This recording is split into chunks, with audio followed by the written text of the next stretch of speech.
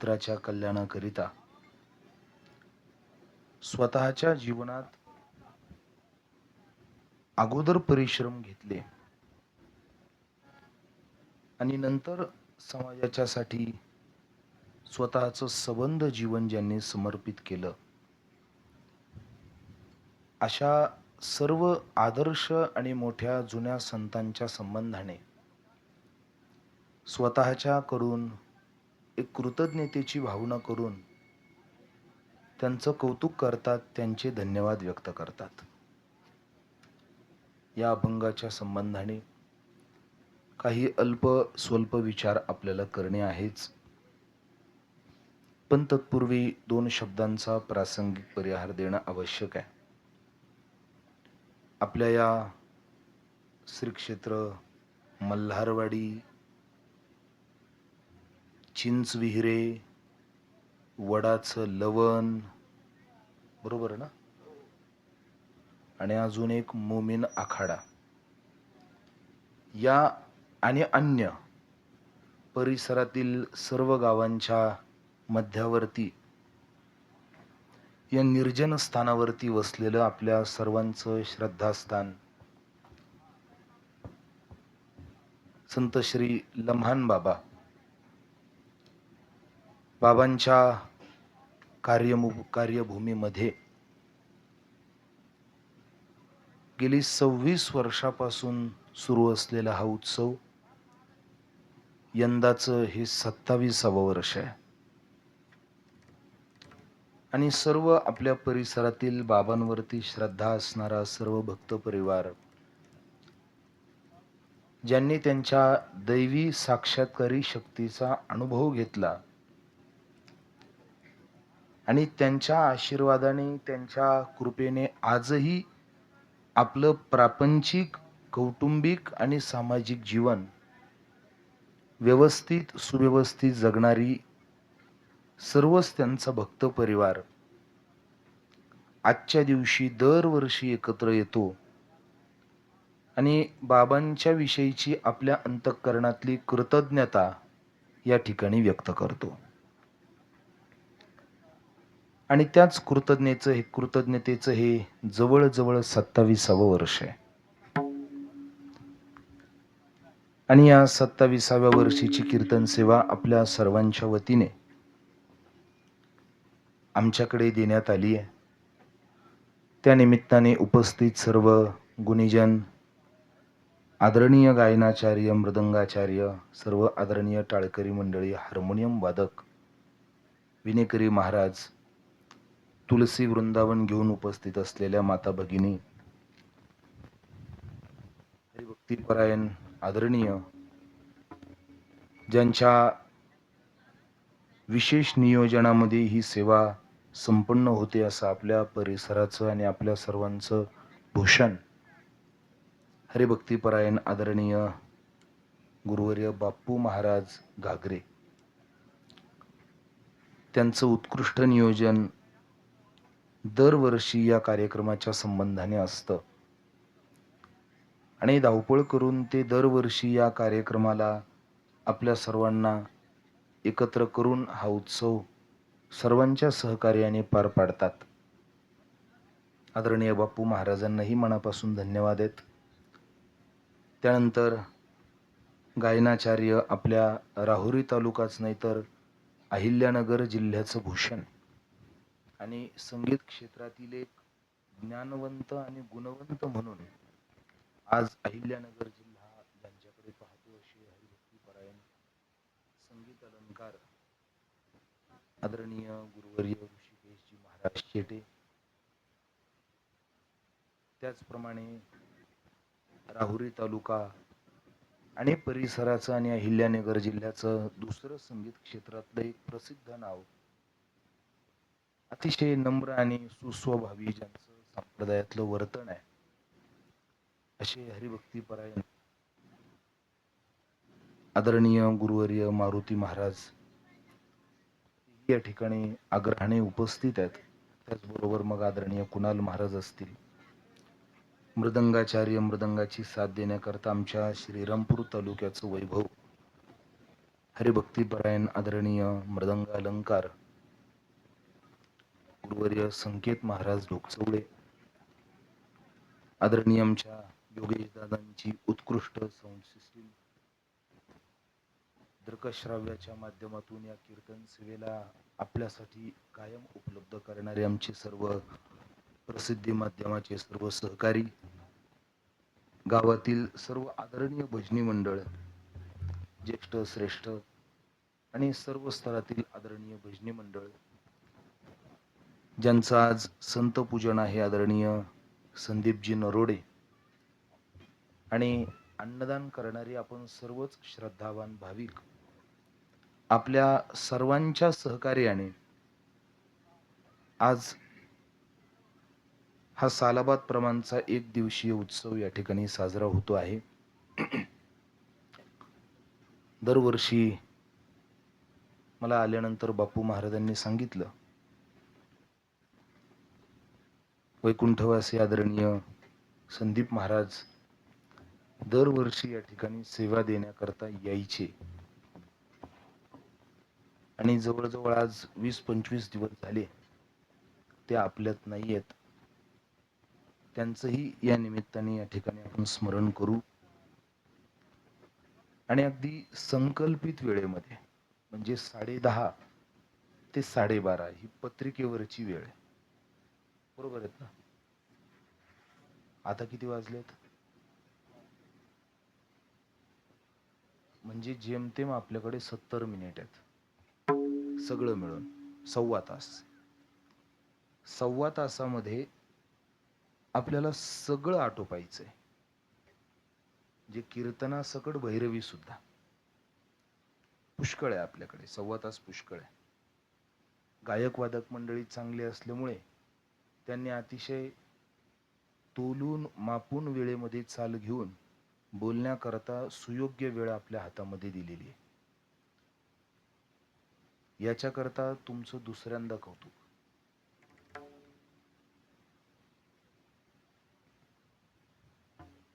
या निमित्ताच्या संबंधाने अगदी 1.25 तास आपल्याला काही आध्यात्मिक चर्चा करायची आहे. थोडासा शांत स्वभावाचा माणूस असल्यामुळे बोलणं सुद्धा जरा शांत आहे. त्यामुळे तुम्ही सुद्धा खूप जास्त शांततेने लक्ष देऊन ऐका. मला अतिरिक्त आवाज आवडत नाही म्हणण्यापेक्षा चालत नाही. मला जास्त आवाज वाढलं की विसरायला होतं. थोडासा स्वभाव शांत आहे म्हणून बोलणं पण शांत आहे. त्यामुळे तुम्ही सर्वजण सुद्धा खूप शांततेत लक्ष देऊन कीर्तन ऐका. आवाज सर्वांना येतोय ना? मग एवढं पुष्कळ आहे आपल्याला. थोडा तिकडचा आवाज थोडा शांत करा. सल्ला चर्चा या संध्याकाळी बैठकीत करा, काय करायचं ते. आता थोडं राजकारण बंद करा तिथलं. थोडं शांततेत लक्ष देऊन ऐका. आणि विनंती राहील,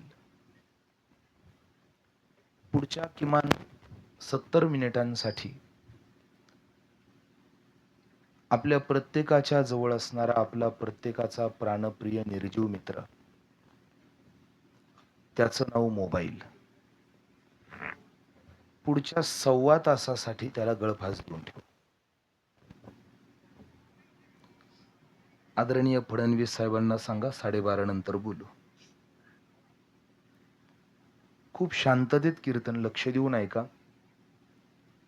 तुम्ही जेवढं शांत वातावरण मला देताल तेवढं उत्कृष्ट आणि मार्मिक मी बोलेल. आणि जेवढा गोंगाट होईल तेवढं चिंतन विस्कळीत होईल. आणि चांगल्या जाणकार जातिवंत श्रोत्याचं हे फार मोठं नुकसान आहे. अगदी वेळेत थांबणाऱ्या खूप लक्ष देऊन कीर्तन ऐका. विठ्ठल विठ्ठल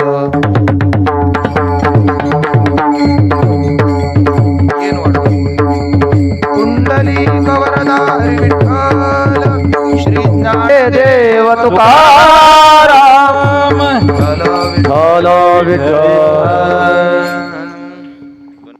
आदरणीय लम्हान बाबांच्या दरबारामध्ये आपण सर्वजण उपस्थित आहोत. बाबांवरती आपल्या सर्वांची श्रद्धा आहे. एक सांगू का? श्रद्धा काय करू शकत नाही. अशक्य गोष्टी या अभ्यासानं शक्य होतात. कारण अभ्यास तुका म्हणे असाध्य ते साध्य करीता सायाच कारण अभ्यास तुका म्हणे. कारण अभ्यास तुका म्हणे. असाध्य ते साध्य कारण अभ्यास तुका म्हणे. तारका तुका म्हणे.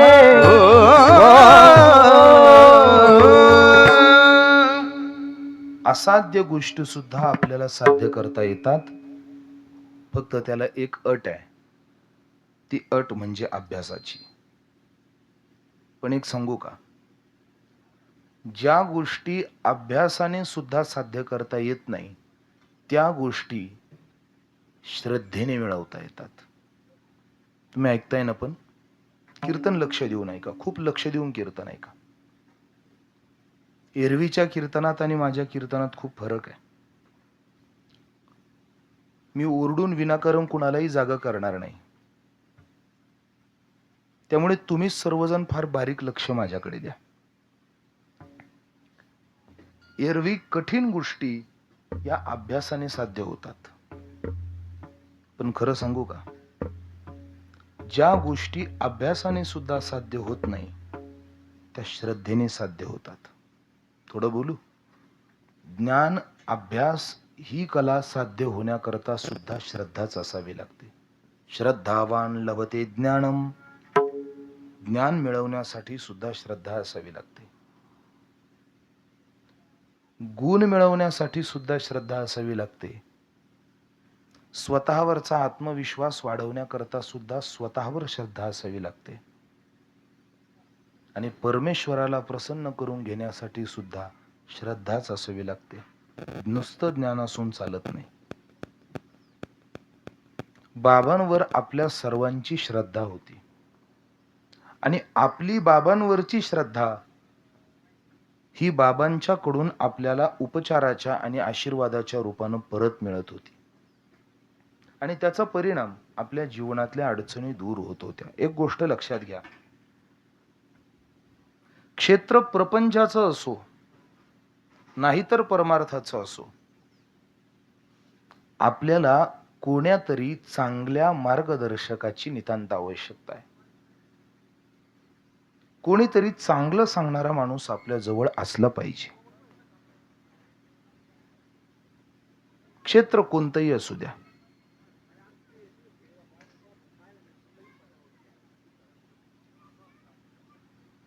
साधी घटना आहे. आपण सगळी शेतकरी परिवारातली मंडळी आहोत. व्यवसायाच्या उद्योगधंद्याच्या निमित्ताने आपण शहरामध्ये जातो आणि आता हळूहळू आपल्यामध्ये सुद्धा शहरीकरण चांगलं उतरू दिसतंय. होतंय काय, त्या शहरीकरणामुळे आता हळूहळू जुनी वळणं, जुने संस्कार, जुन्या गोष्टी या पुसत नाही, पण थोडी त्याच्यावरती माती पडते. जसं डोळ्यामध्ये माती गेल्यानंतर समोरचं अंधुक दिसायला लागतं ना, तसं आचरणात शहरीकरण उतरल्यामुळे थोडं गावचं वैभव सुद्धा हळूहळू पातळ दिसायला लागतं. गावातली एक मुलगी किंवा शहरामध्ये गेली, शहरात वाढली, शहरात शिकली, पण मूळ गाव. मग त्या मुलाने लग्न झाल्यानंतर पत्नीला सहज बोलला, आज सण आहे, जरा पुरणाची पोळी कर. तिनेही नकार दिला नाही. पण पुरणाची पोळी कशी करता तिला माहिती नव्हतं. तिने मग ते पुस्तक म्हणण्यापेक्षा मोबाईलवरती पाहिलं. ती सगळी रेसिपी तिने पाहिली. पण तरी तिने विचार केला की शेजारच्या फ्लॅटमध्ये एक म्हाताऱ्या आजी आहेत, आपण जरा त्यांना विचारू. म्हणून ती आजीबाईंकडे गेली आणि आजींना विचारलं, आजी मला पुरणाची पोळी बनवायची आहे, मला माहिती आहे, पण तुम्ही जर मला सांगायला असल्या तर बरं होईल. त्या आजी आल्या. आजीने सांगितलं, मग सुरुवातीला कोरडं पीठ घे, पाणी टाक, पीठ मळ. पीठ मळ म्हटल्यावरती आजीला लगेच म्हणायची, आजी हे मला माहिती होतं, पण बरं झालं तुम्ही सांगितलं. ऐकताय ना तुम्ही? माझ्याकडे लक्ष द्या. नंतर आजीने सांगितलं, डाळ घे, पाणी टाक. आजी हे पण मला माहिती होतं, पण बरं झालं तुम्ही सांगितलं. मग ती डाळ थोडीशी मळून घे, त्यात गूळ टाक. बरोबर चाललंय ना? त्याचं पुरण तयार कर. पुरण तयार करायला सांगितलं की ती म्हणायची, हो आजीबाई मला हे माहिती होतं, पण बरं झालं तुम्ही सांगितलं. थोडं बोलू का? कोण म्हटलं माणसं नुसते पैशासाठी चिंगूस असतात? काही जण श्रेय द्यायला सुद्धा चिंगूस आहेत. समोरच्याच ऐकायचं, पण श्रेय द्यायचं नाही. हल्लीची फॅशन बनायला लागली. लोक मदत करतात, पण मदत अशी करतात की आपल्या नावाशिवाय ती मदत हातात येऊ नये. श्रेयवादासाठी हापापलेली लोक आहेत. खूप लक्ष देऊन कीर्तन ऐका, माझ्याकडे बघा.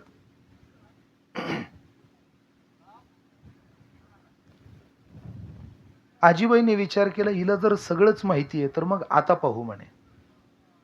मग आजीबाईंनी शेवट सांगितलं, आता एक काम कर, तुम्ही थोडा आवाज कमी करा ना. थोडा, मला माहिती आहे तुमचं काम आमच्यापेक्षा जास्त महत्वाचं आहे, पण तरी थोडं शांततेत. मी कीर्तनकार असून एवढं शांत बोलतोय. तुम्ही माझ्याकडे बघा. आजीबाईने शेवट विचार केला, सांगितलं, आता एक काम कर म्हणे, एवढा पुरणाचा गोळा घे. ऐकताय ना? आणि पुरणाच्या गोळ्यामध्ये पीठ ठेव आणि आता चपाती लाट. ती याच्यावर म्हटली, आजी मला हे माहिती होतं, बरं झालं तुम्ही सांगितलं. आजी म्हणाली, तू लाटूनच दाखव. दृष्टांत थांबवतो मी. थोडं बोलू का? साधी पुरणाची पोळी करायची झाली तरी मार्गदर्शक गरजेचा आहे, तर भक्तीची पोळी शिजण्याकरता मार्गदर्शक का गरजेचा पडणार नाही? आपल्या आयुष्यात कोणत्या ना कोणत्या मार्गदर्शकाची नितांत गरज आहे. आणि ते आपल्याला योग्य मार्गदर्शकाने योग्य मार्गदर्शन योग्य वेळी योग्य स्थानावर जर मिळालं तर आयुष्याची वाट चुकत नाही, संकट कमी होतात आणि माणूस निर्धास्तपणे पुढे जातो. तुम्ही सांभाळिले संती, संतांनी सांभाळलं की माणूस भयमुक्त होतो. पण ऐका, सांभाळणारा सुद्धा संत हा करुण हृदयाचा असला पाहिजे. तो संत जर लुटारू असेल तर आपल्या भक्तीचा व्यवहार पतनाला गेल्याशिवाय राहत नाही. थोडं लक्ष देऊन कीर्तन ऐका.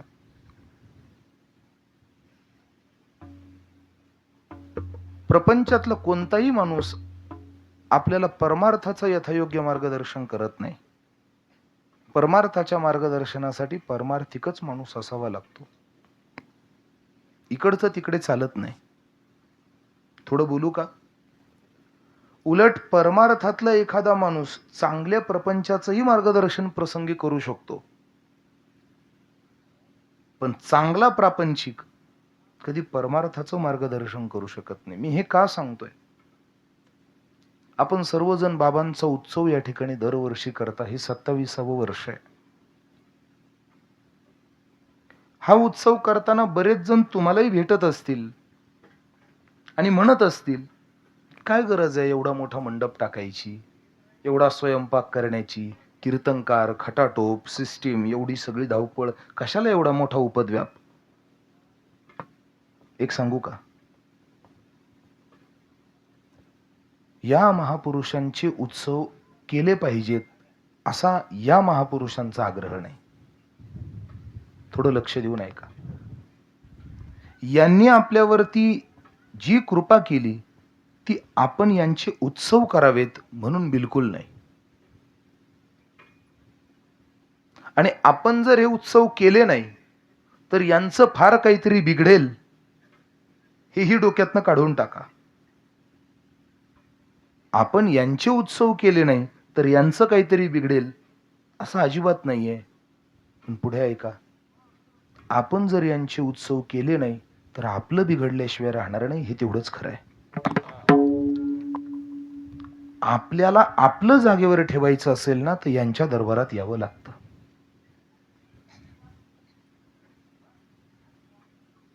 आणि म्हणून असे साधू आपल्याला भेटणं, योग्य लक्षणाने युक्त साधू, दोन गोष्टी आहेत. एक योगी आहे जो स्वतः करता जगतो, आणि एक साधू आहे तो जगा करता जगतो, ज्याची वृत्ती व्यापक आहे. हे विश्वची माझे घर, ऐसी मती जयाची स्थिर, किंबहुना चराचर आपणची जाहला. दया करणे जे पुत्रासी, तेची दासानी दासी, जे कारंजले गांजले,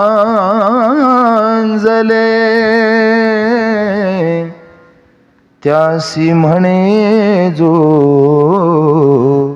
आपुले, तोची साधू ओळखावा, देवतेची जाणावा. हे साधूचं लक्षण आहे. मुक्ताबाईंनी फार गोड सांगितलंय.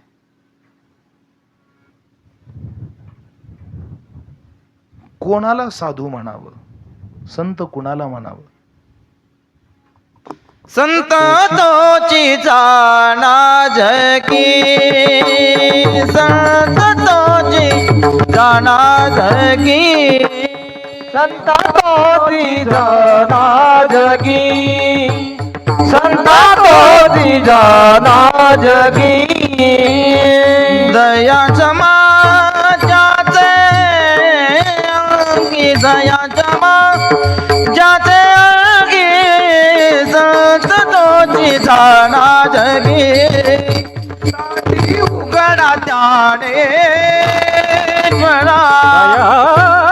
समाजाचे अंगी, दया समाजाचे दाटी उघडा ज्ञानेश्वरा, दाटी उघडा ज्ञानेश्वरा, ज्ञानेश्वरा. संत भेटणं तर आवश्यकच आहे, पण तो संत दयाळूही असला पाहिजे. मुक्ताबाईंनी आपल्याला सांगितलं, त्याला संत जाणा ज्याच्या ठिकाणी दया आहे, क्षमा आहे, शांती आहे, असा संत होऊ शकतो. संत कधी निर्दयी असत नाही बरं, काही लक्षात घ्या. संत कधी निर्दयी होऊ शकत नाही. अहो, उलट निर्दयावरही जे दया दाखवतात त्यांना खरं संत म्हणतात. क्षमा करणं हे ज्यांचं ब्रीद आहे. मला आपल्याला विचारायचंय, ज्ञानेश्वर महाराजांनी गीतेवरती अप्रतिम टीका ज्ञानेश्वरी दिली. गीता अलंकार नाम ज्ञानेश्वरी. तुकाराम महाराजांनी वेदालाही फिकं पाडेल आणि वेदाचा ग्राह्यार्थ सोप्या पद्धतीने मांडता येईल असा गाथा आपल्या समोर दिला. पण मला आपल्याला एक प्रश्न विचारायचा आहे, थोडं ऐकाच. ज्ञानेश्वर महाराजांना एवढ्या मंडळींनी त्रास दिला. ज्ञानेश्वरींनी ज्ञानेश्वरीच्या संपूर्ण 18 अध्यायामध्ये मला एक ओवी अशी दाखवा की ज्यात ज्ञानेश्वर महाराजांनी मला अमुक अमुक माणसाने त्रास दिला याचा थोडा तरी उल्लेख केला असेल. आपण सगळी ज्ञानेश्वरी वाचणारी माणसं आहात. ही आमची महाराज मंडळी रोज तुकोबारायांच्या संतांच्या अभंगांना अतिशय प्रेमाने करुणेने गातात, त्याची सेवा करतात. आपण रोज भजनामध्ये संतांचे वेगवेगळे अभंग गातो. मला फक्त एक अभंग तुकाराम महाराजांचा असा दाखवा की ज्यात त्यांना त्रास दिला म्हणून कुणाच तरी नाव घेतलं आणि शिव्या दिल्या. गाथ्यात तुकाराम महाराजांनी शिव्या दिल्यात हे बरोबर आहे, पण शिव्या कुणाला दिल्या ते प्रकरण वेगळं आहे. भक्ती न करणाऱ्याला, परमार्थ न करणाऱ्याला शिव्या दिल्यात हे एक वेगळं प्रकरण आहे. पण मला त्रास दिला म्हणून याचं वाटोळं हो असा कधी तुकाराम महाराजांचा अभंग आहे काय खरं? थोडं बोलूच का? ज्ञानेश्वर महाराजांना एवढा त्रास झाला तरी ज्ञानेश्वर महाराजांनी अजून त्यांना झालेल्या त्रासाच्या बदल्यात एखादी ओवी खर्च केली नाही. तुकाराम महाराजांना एवढा त्रास झाला पण तुकाराम महाराजांनी त्या बदल्यात एखादा अभंग सोडा एखादं चरण सुद्धा कधी खर्च केलं नाही. अर्ध चरण नाही दिलं. आणि इथे आपले थोडेसे लौकिकातली भांडणं असली तरी आपण त्याचं लग्न होऊ देत नाही.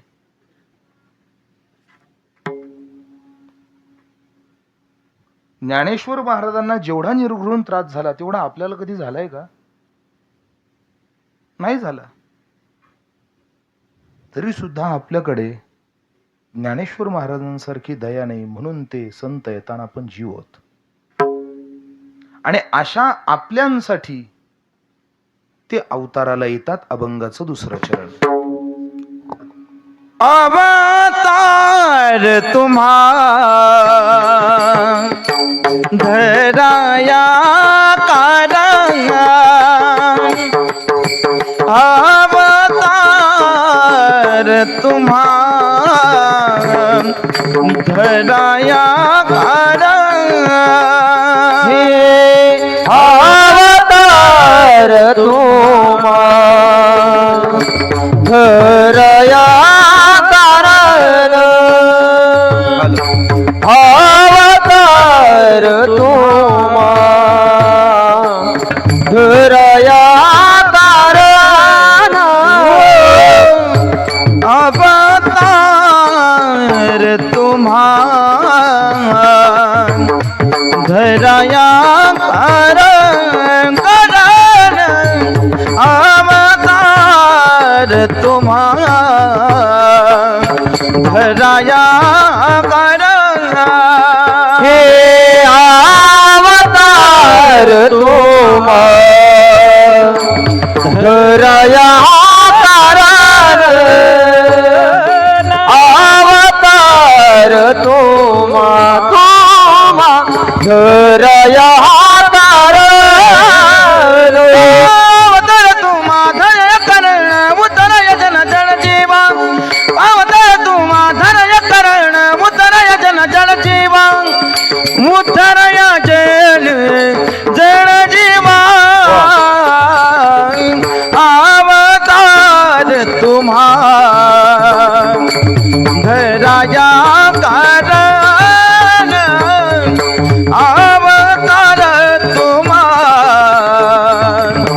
धराया कारण अवतार तुम्हा धरय कारण उधरय जन जन जीवन अवतार तुम्हा धरय कारण उधरय जन जन जीवन उधरय जन जन जीवा अवतार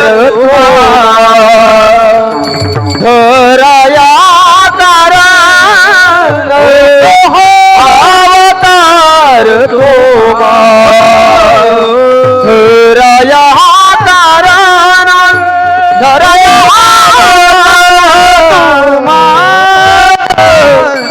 धराया कारण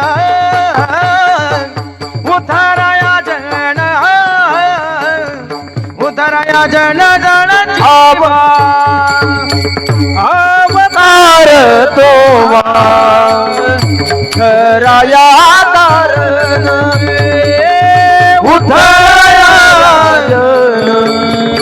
उद्धराया जन जड जीवा जड जीवा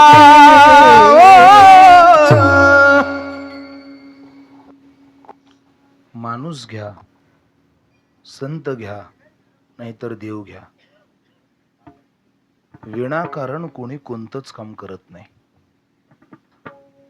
प्रत्येकाच्या प्रत्येक कृतीमागं काहीतरी कारण आहे. थोडं बोलूच का? चांगली माणसं तरी विनाकारण कोणतंच काम करत नाही, पण तरी थोडं बोलतोच. समाजात काही अशी माणसं आहेत की जी ना कोणत्या कारणाविना, ना कोणत्या लाभाविना, ना कोणत्या हेतूविना काही ठराविक कामं करत राहतात. ऐका, मी दोन्ही अंगाने बोलणार आहे. काही माणसं अशी आहेत समाजात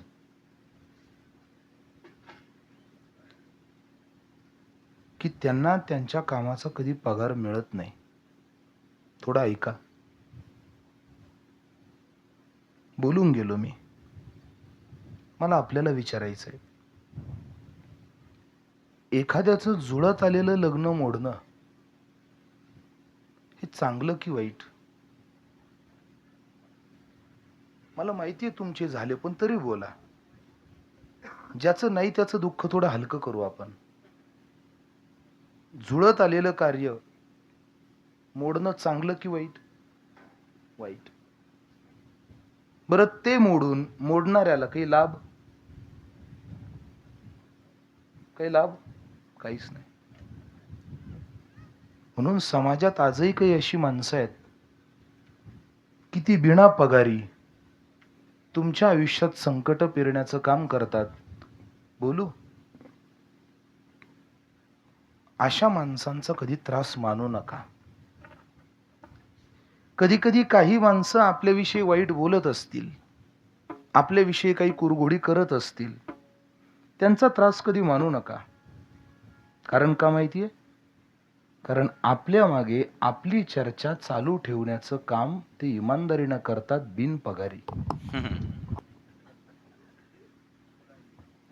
आपल्याला आपली चर्चा करायला वेळ नाहीये, आपल्या मागे फुकट ती लोक काम करतात.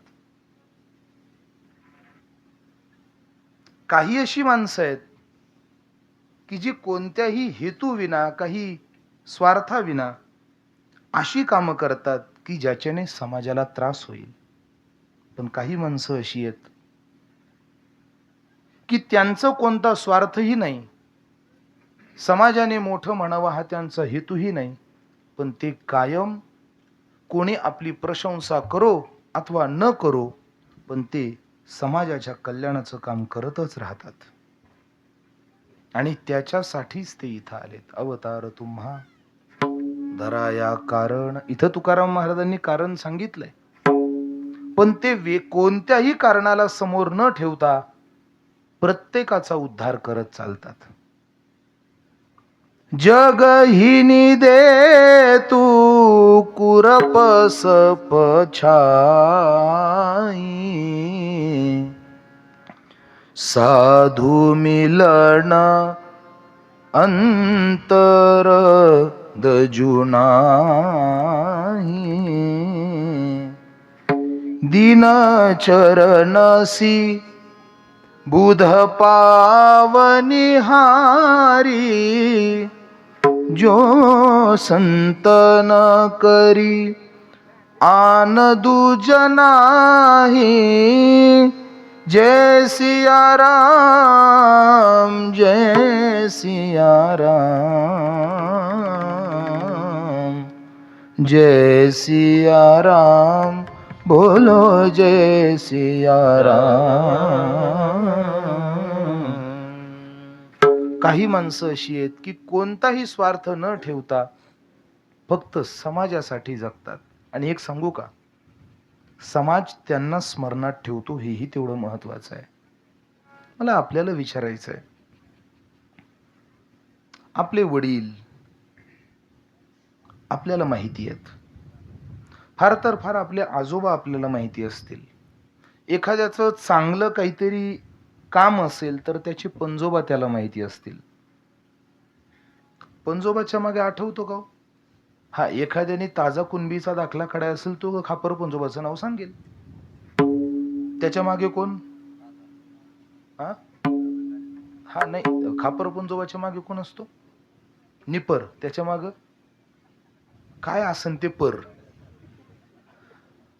आपण फार तर फार आपल्या मागे 2, 4, 5 पिढ्यांची नावं सांगू शकतो, बरोबर?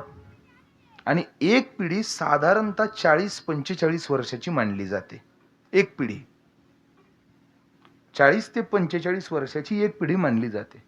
आपण फार तर फार आपल्या 5 पिढ्या म्हणजे फार तर फार 150 ते 200 वर्ष. त्याच्या मागे आपले कोण पूर्वज आपल्याला माहिती आहे? नाही माहिती. पण सांगू, 400 वर्षापूर्वीचे तुकाराम महाराज आजही आपल्या चर्चेत आहेत. 750 वर्षापूर्वीचे ज्ञानेश्वर महाराज आजही आपल्या चर्चेमध्ये येतात. 400 वर्षापूर्वीचे छत्रपती शिवाजी महाराज आजही आपल्या चर्चेत आहेत. का?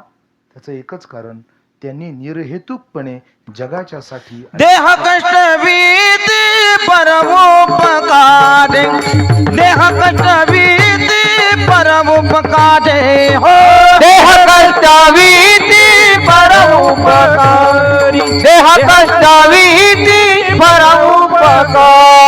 जगाचा कल्याण हा संतांचा विभो, हे जगाचा कल्याण संतांचा विभाग, कल्याण संतांचा विभो, जगाचा कल्याण संतांचा विभाग. देह कष्ट भीती परमोपकारे, देह कष्ट भीती परमोपकारे हो, हे देह कष्टावीती परोपकारी, हा देह कष्टावीती परोपकारी.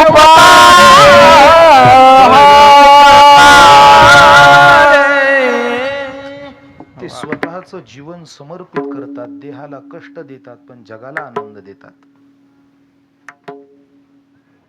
आणि असे सर्वांसाठी निर्हेतुकपणे काम करणारे ते संत. आणि एक सांगू का,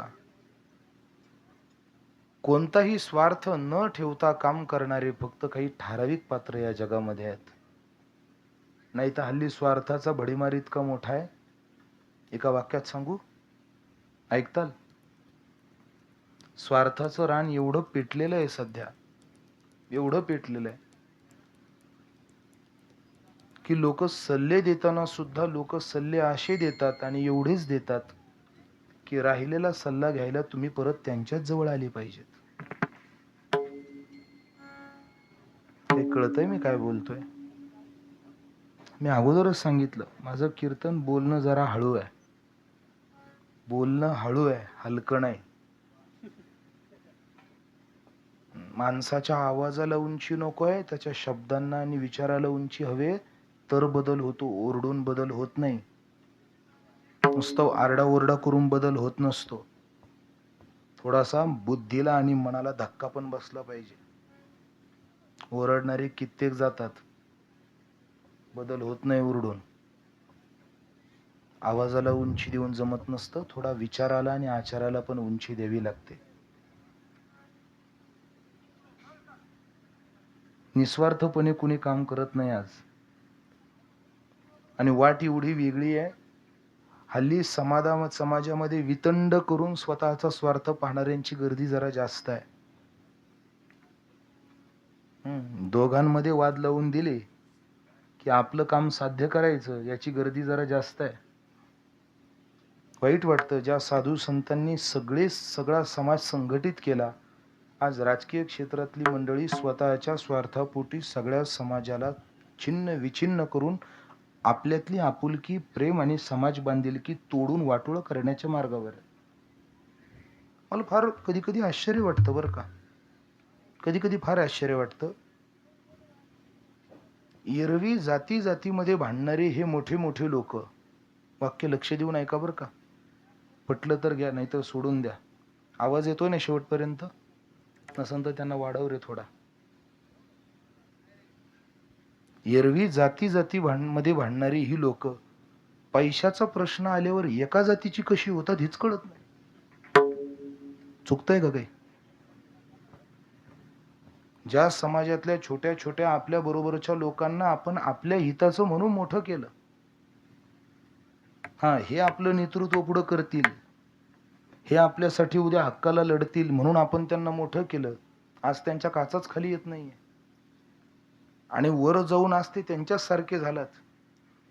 म्हणजे आपण म्हटलं अहो तुम्ही आता आमचे हा प्रस्ताव मांडा, त्यावेळी ते म्हणतात काही पद्धत असते, काही प्रोसिजर असते, अभ्यास करावा लागतो. भरोसा ठेवणार कुणावर? हे फार गणित अवघड आहे.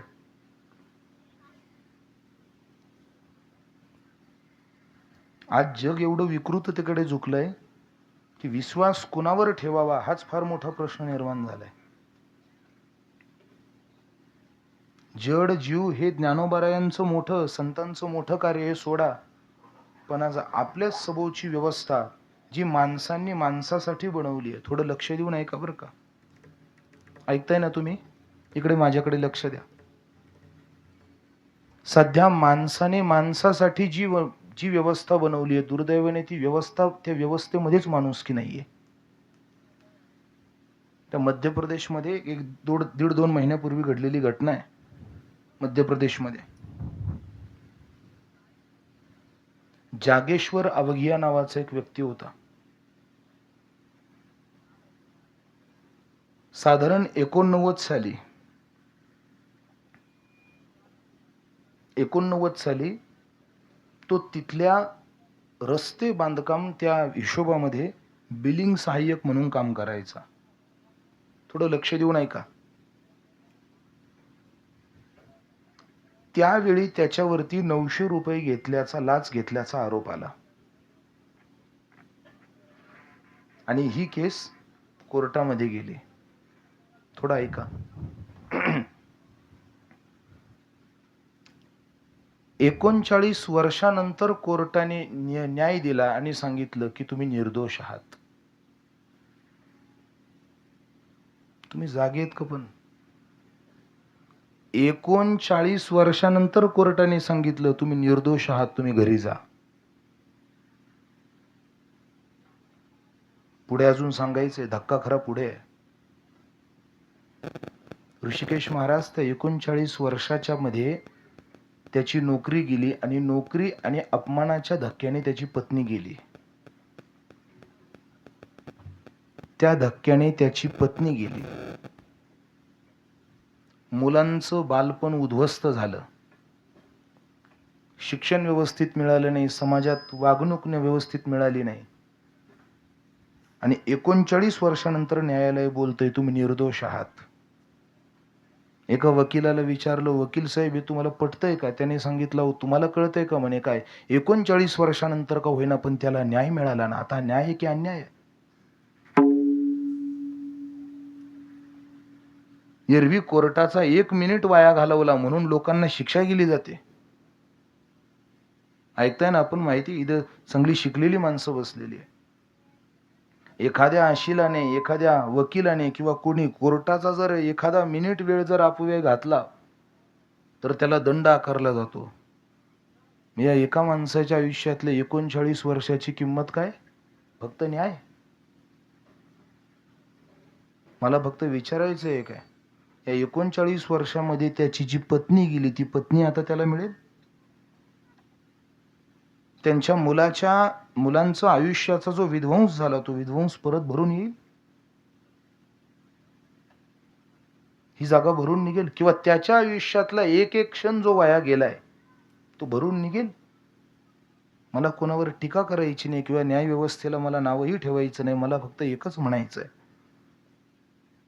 ही व्यवस्था माणसाने माणसासाठी तयार केली आहे, पण मला सांगा या व्यवस्थेत माणुसकी राहिली आहे का? या जगात माणूस माणसाच्या सुखाचं कारण कधीच बनू शकत नाही. माणूस माणसाच्या आनंदाचं कारण कधी बनूच शकत नाही. बनले तर आपल्या आयुष्याचं कारण एक तर देव बनेल, नाहीतर संत बनतील, दुसरं नाहीये. दुसरं कोणी आपल्या सुखाला कारण बनणार नाही. फक्त अडचण ही आहे आपण तिथपर्यंत शुद्ध भावनेने जात नाही हो. नाही जात आपण शुद्ध भावने संतांच्या जवळ. जे गेलेत त्यांना विचारा, जे गेलेत त्यांनी सांगितलंय, केले उपकार सांगू मी काय,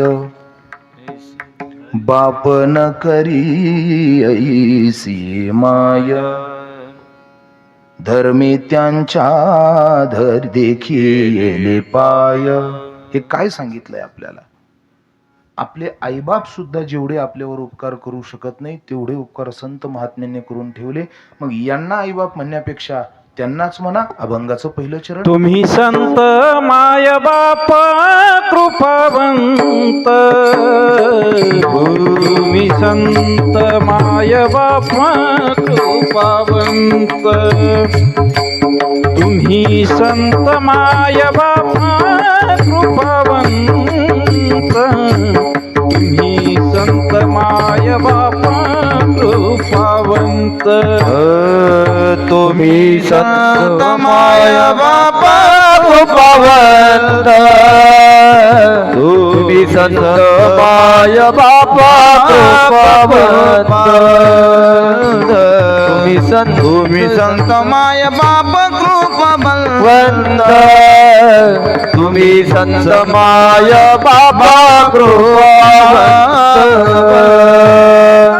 मी पतित कीर्तिवान, काय मी पतित कीर्तिवान, काय मी पतित कीर्तिवान, अवतार तुम्हा धराया कारण, अवतार तुम्हा धराया कारण, अवतार तुम्हा धराया कारण, अवतार तुम्हा धराया कारण.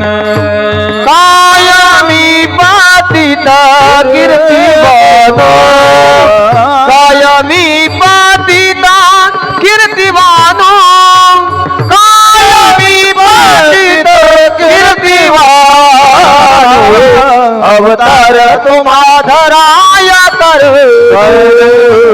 अवतार तुम्हा धराया कारण, अवतार तुम्हा धराया कारण, अवतार तुम्हा धराया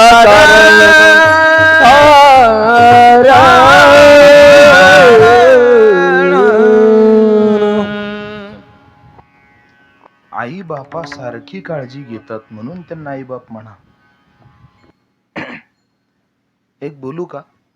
तुम्ही ऐकताय ना? पण इकडे माझ्याकडे लक्ष द्या, ऐका.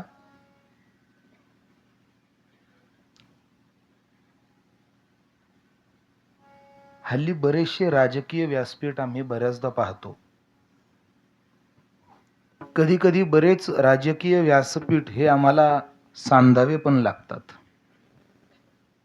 त्यांच्याबरोबर बसावं लागतं. आणि त्यावेळी कोणीतरी गावातला एखादा छोटा कार्यकर्ता उभा राहतो, व्यासपीठावर कोणीतरी राजकीय क्षेत्रातली कोणीतरी मान्यवर व्यक्ती बसलेली असते. आणि मग गावातली ती व्यक्ती जेव्हा माईकवरती जाते आणि बोलताना सहज बोलून जाते, आज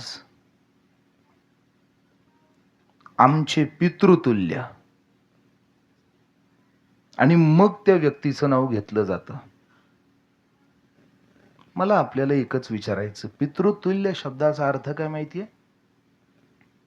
ज्यांची माझ्या बापाशी तुलना होऊ शकते तो हा. मला बोलणाऱ्या माणसाला जरा खडसवायचंय असंच म्हणा हवं तर.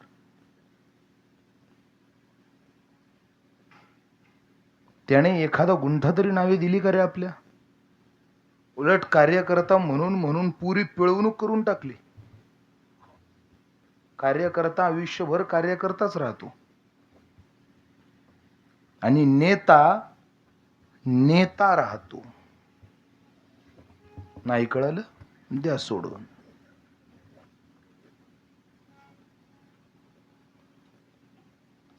आपल्या आईबापाची सर कुणाला येईल का? खरं सांगा बरं.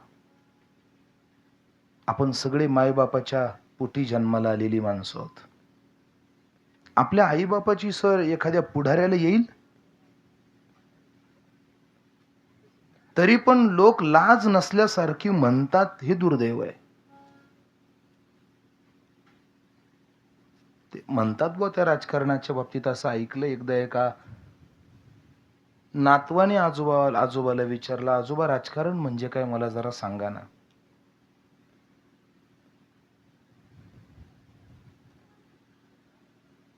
त्या आजोबाने सांगितलं, एक काम कर, मी तुला सांगतो, पण एक काम कर, अगोदर आपल्या घराच्या वरच्या माळावरती जा म्हणे.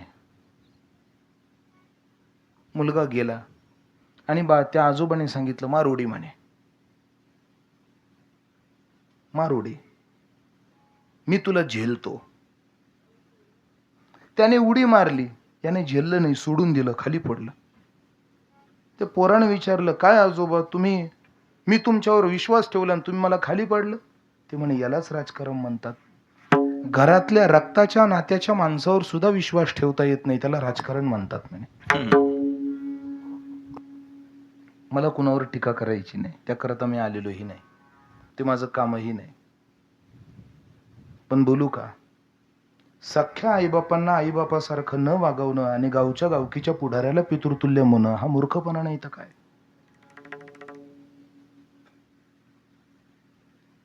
ज्याने आपल्याला कायम खाली पाडून वागवलं त्याला पितृतुल्य म्हणायचं, आणि ज्या बापाने आपल्यासाठी सगळं जीवन मोकळं आणि आपल्यासाठी शृंगारित केलं त्याला लाथाळायचं. अशाला कुठं मायबाप म्हणता का? कुणालाही मायबाप म्हणू नका. तुकाराम महाराज संतांना मायबाप म्हणतात.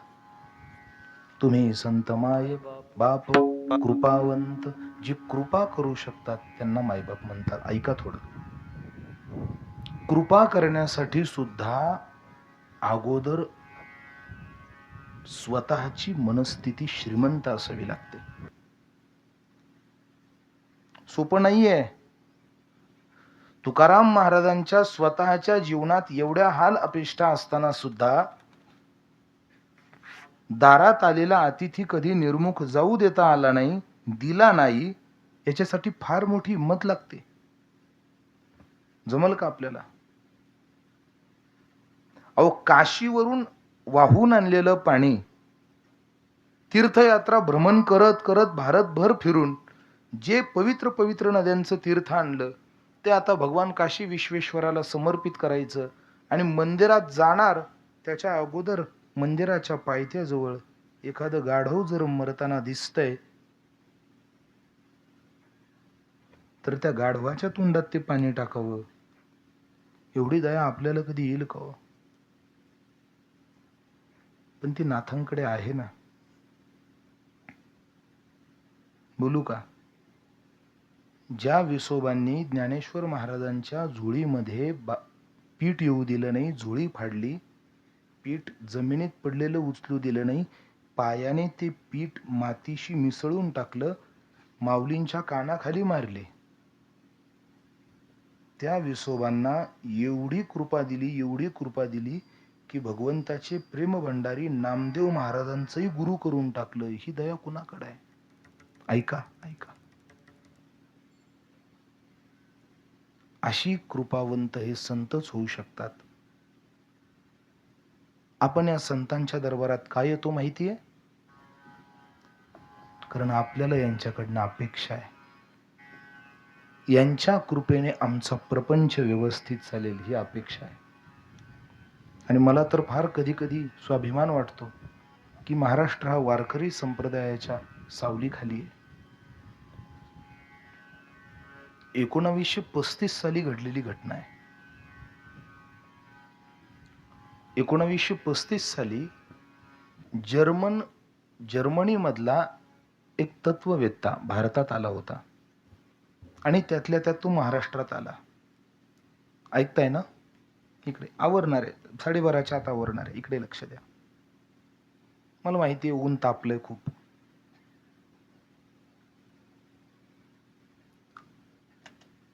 महाराष्ट्रात आला, पुणे विद्यापीठामध्ये 1935 साली तिथं तो आला.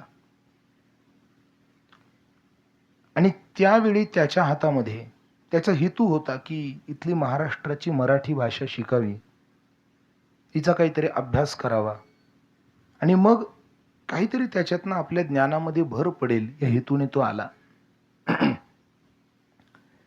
त्यानं मराठी भाषेचा अभ्यास केला आणि त्याच्या हातामध्ये ज्ञानेश्वरी आली. त्याने त्या ज्ञानेश्वरीचा अभ्यास करायला सुरुवात केली आणि बरेच वर्ष त्याने ते ज्ञानेश्वरीचा अभ्यास केला. त्या ज्ञानेश्वरी त्या काळामध्ये जेवढा वेळ त्याच्याकडे अनुकूल मिळाला, त्या अनुकूल काळामध्ये त्याने त्या ज्ञानेश्वरीचं जर्मन भाषेमध्ये काही अंशी रूपांतर देखील केलं. त्यावर काही टीप काढली, काही रूपांतरित केलं. आणि ज्यावेळी त्याचं अध्यासन संपलं आणि ज्यावेळी तो मायदेशी निघाला, जाण्याच्या अगदी पूर्वी त्याने ते सगळे ग्रंथ आणि त्या ग्रंथांबरोबर आपण स्वतः केलेली भाषांतरं एका स्वच्छ वस्त्रामध्ये गुंढाळली आणि ते वस्त्र घेऊन ते ग्रंथ घेऊन माऊलींच्या समाधीजवळ आला. माऊलींच्या समाधीला ते ग्रंथ लावले.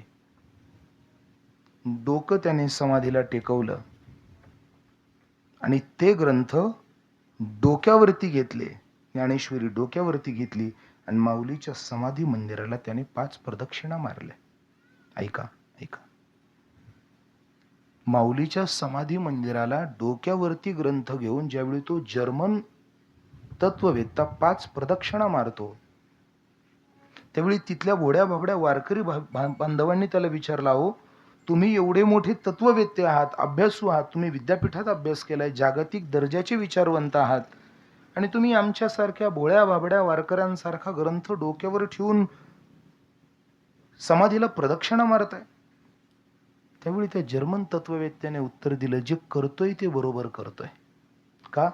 त्याचं कारण आहे, ज्यावेळी हा ग्रंथ खऱ्या अर्थाने डोक्यात जातो ना, त्यावेळी या ग्रंथाला डोक्यावरच घ्यावं वाटतं. ही या ग्रंथाची उंची आहे. हे वारकऱ्याचं वैभव आहे. हे तुमचं माझं आपल्या सर्वांचं वैभव आहे आणि हे वैभव आपल्याला ज्ञानोबा आहे, तुकोबा आहे आदी सकल संतांमुळे मिळालंय. वडिलांची, आई बापाची संपत्ती, प्रॉपर्टी ही कधीतरी संपून जाणार आहे. एक सांगू का, संपत्तीचा दुरुपयोग केला तर ती संपत्ती आपल्या नाशाला सुद्धा कारणीभूत होते. पण संतांनी दिलेलं जे धन आहे, आम्हा घरी धन शब्दाचीच रत्ने, शब्दाचीच शस्त्रे यत्ने करू आम्हा घरी धन शब्दाचीच रत्ने. वैष्णवांचे निज धन गाठी बांधी सोपान. हे खरं धन आहे. मी सांगत होतो, एरवी आपल्या वाडवडिलांनी जे धन आपल्याला दिलंय, त्या धनाचा जर योग्य वापर केला नाही तर ते धन आपल्या नाशाला कारणीभूत ठरेल. मला आपल्याला म्हणायचंय, एकदा ज्ञानेश्वरीचा दुरुपयोग करून तरी पहा, दुरुपयोग तरी करून पहा. काय बोलतोय कळतंय का? ज्ञानेश्वरीचा दुरुपयोग करायचा प्रयत्न करून पहा. पहिली गोष्ट, एकतर ज्ञानेश्वरीचा काही दुरुपयोगच करता येत नाही. काय विशेष हो, काय धन आहे, त्या धनाचा दुरुपयोगच करता येत नाही. म्हणजे आपली जरी नीतिमत्ता लाख बिघडली तरी त्या धनाचा दुरुपयोग करता येत नाही. असं ज्ञानेश्वरी गाथा हे धन आहे. आणि जरी एखाद्याने त्याचा दुरुपयोग काही मतमतांतर करून करण्याचा प्रयत्न केला तरी सुद्धा, दुरुपयोग करताना सुद्धा ते ग्रंथ तुम्हाला शेवटपर्यंत कल्याणाच्याच मार्गाने नेतील. हा या ग्रंथांचा प्रताप आहे. या ग्रंथांचा हा प्रताप आहे. आणि हे एवढी काळजी, आईबापाच्या दिलेल्या धनाची काळजी आपल्याला घ्यावी लागते, पण संतांनी दिलेलं धन हे शेवटपर्यंत आपली काळजी घेतं. म्हणून आपल्या आईबापांपेक्षा संत हे श्रेष्ठ मायबाप आहे. म्हणून त्यांना तुकोबरायांनी मायबाप म्हटलंय. तुम्ही संत आहात पण तुम्ही संतच नाही, आमच्यासाठी तुम्ही मायबाप आहात. तुम्ही संत, मायबाप, कृपावंत. आणि मी काय बोलणार आहे तुमच्याविषयी? अहो तुम्ही इथं आलातच कशा करता? हे कारण जगप्रसिद्ध आहे. तुम्ही तुमच्या करता नाही, तुम्ही आमच्या समृद्धी करता आलात. अभंगाचं 3रं चरण. वाढविले सुख भक्ती भाव धर्म वाढविले सुख भक्ती भाव धर्म वाढवया सुख भक्ती भाव धर्म वाढवया सुख भक्ती भाव धर्म वाढवया सुख भक्ती भाव धर्म वाढवया सुख भक्ती भाव धर्म वाढवया सुख भक्ती भाव धर्म वाढवया सुख भक्ती भाव धर्म वाढवया सुख भक्ती भाव धर्म वाढवया सुख भक्ती भाव धर्म वाढवया सुख भक्ती भाव धर्म वाढवया सुख भक्ती भाव धर्म वाढवया सुख भक्ती भाव धर्म वाढवया सुख भक्ती भाव धर्म वाढवया सुख भक्ती भाव धर्म वाढवया सुख भक्ती भाव धर्म कुळाचार नाम विठोबाचे कुळाचार नाम विठोबाचे